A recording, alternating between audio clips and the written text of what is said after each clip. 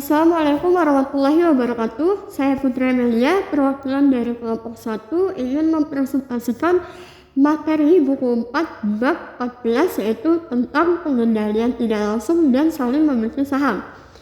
Adapun kelompok saya yaitu 1 Mutia Wahyuni, 2 Muhammad Hasbi Rafiki, yang ketiga saya sendiri Putri Amelia, dan yang keempat yaitu Ronaldo Alfarizi. Apa itu pengendalian tidak langsung dan saling memiliki saham? Pengendalian tidak langsung terjadi ketika suatu entitas atau individu mengendalikan entitas lain melalui kepemilikan saham atau instrumen keuangan lainnya, meskipun secara tidak langsung tidak memiliki mayoritas saham atau tidak memiliki saham sama sekali. Sedangkan saling memiliki saham terjadi ketika dua atau lebih entitas atau individu memiliki kepemilikan di masing-masing entitas yang sama, menciptakan hubungan kepemilikan berseilangan di antara mereka. Dalam situasi ini, kendali dan kepemilikan bersama dapat memiliki implikasi yang signifikan terhadap keputusan bisnis dan tata kelola perusahaan. Nah, selanjutnya perlakuan akuntansi terhadap pengendalian tak langsung dan saling memiliki saham. Perlakuan akuntansi untuk pengendalian tidak langsung dan saling memiliki saham bergantung pada standar akuntansi yang berlaku di suatu negara dan karakteristik hubungan kepemilikan tersebut. Namun, secara umum, berikut adalah beberapa konsep yang sering diterapkan. 1. Pengendalian tidak langsung. Jika suatu entitas atau individu mengendalikan entitas lain secara tidak langsung, maka entitas tersebut biasanya diharuskan untuk mengkonsolidasikan laporan keuangan entitas yang dikendalikan secara tidak langsung ke dalam laporan keuangannya. Hal ini berarti laporan keuangan induk akan mencakup hasil keuangan dari entitas yang dikendalikan secara tidak langsung. Yang kedua, saling memiliki saham. Dalam situasi saling memiliki saham, perlakuan akuntansi dapat bervariasi tergantung pada tingkat kontrol yang dimiliki oleh masing-masing pemegang saham. Jika hubungan tersebut menciptakan kontrol bersama, maka pihak-pihak yang terlibat biasanya harus mengkonsolidasikan laporan keuangan mereka. Namun, jika tidak menciptakan kontrol bersama, maka saham di entitas lain tersebut akan diperlakukan sebagai investasi dalam laporan keuangan.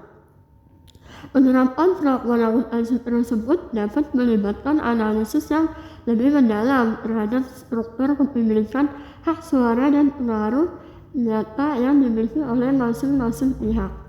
Selanjutnya yaitu laba bersih konsolidasi, merupakan jumlah total laba bersih yang dihasilkan oleh entitas induk dan semua anak perusahaan yang dikonsolidasikan ke dalam laporan keuangan entitas induk tersebut dengan mengeliminasi transaksi perusahaan dan mengakui kepemilikan saham minoritas jika ada.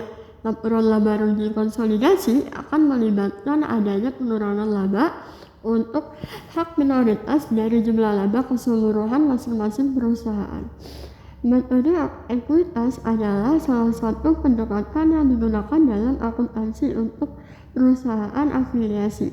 Dalam metode ekuitas, perusahaan yang memiliki saham di perusahaan afiliasi memperlakukan investasinya sebagai investasi jangka panjang dan mengakui bagian dari laba atau rugi, serta perubahan ekuitas bersih perusahaan afiliasi sebagai bagian dari penghasilan atau kerugian mereka sendiri.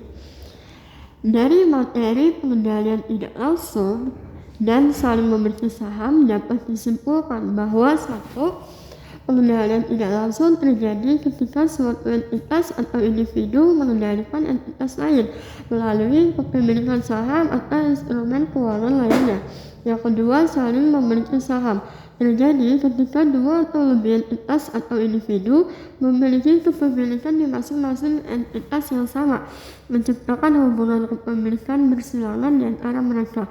Dalam kedua situasi ini, kendali dan kepemilikan bersama dapat memiliki implikasi yang signifikan terhadap keputusan bisnis atau kelola perusahaan serta perlakuan akuntansi yang memerlukan analisis yang cermat terhadap struktur kepemilikan hak suara dan pengaruh nyata yang dimiliki oleh masing-masing pihak.